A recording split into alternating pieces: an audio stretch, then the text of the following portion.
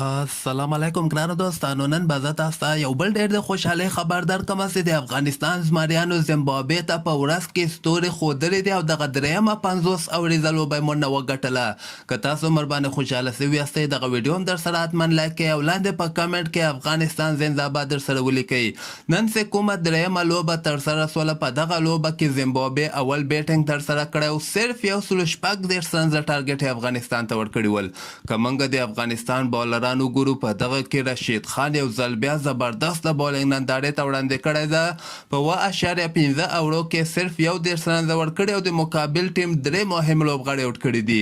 دغه لوبه کې بیا نبیم 8 اوړو کې صرف 21 رنزه ورکړي، 2 لوبغاړي آوټ کړي دي. فضل حق فاروقي بیا 8 اوړو کې 25 رنزه ورکړي، 1 لوبغاړي آوټ کړی ده. دغه نه علاوه فرید ملک هم بیا 4 اوړو کې 9 رنزه ورکړي او 1 لوبغاړي آوټ کړی ده. مجيب زدران هم ښه بالینګ ترسره کړی، 1 لوبغاړي آوټ کړی. عظمت الله عمرزي بیا 15 اوړو کې 12 رنزه ورکړي او 1 لوبغاړی آوټ کړی ده.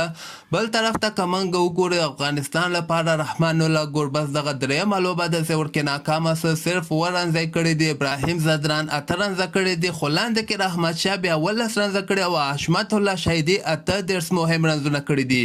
بل طرف ته به زه تاسو ته وایم چې محمد نبیم بیا لاندې کې مهم رنزونه کړي دي، 4 رنزه یې کړي دي په 40 بالو باندې. نو دغسې افغانستان ډېر په اسانۍ سره په 4 وکټو باندې دغه لوبه ګټلې ده.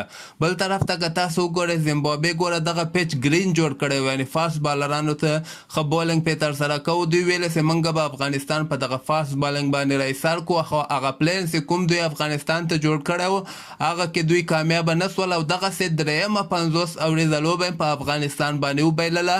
نو دغې لوبې افغانستان ته ډېره ګټه ورسوله، 10 مهم پوینټونه موږ دغې لوبې نه ترلاسه کړل. که خیر دغه به مخکې موږ ته په کار باندې راسي. دغسې تازه خبرو لپاره تاسو دغه چینل هم در سره سبسکرایب کولی سئ.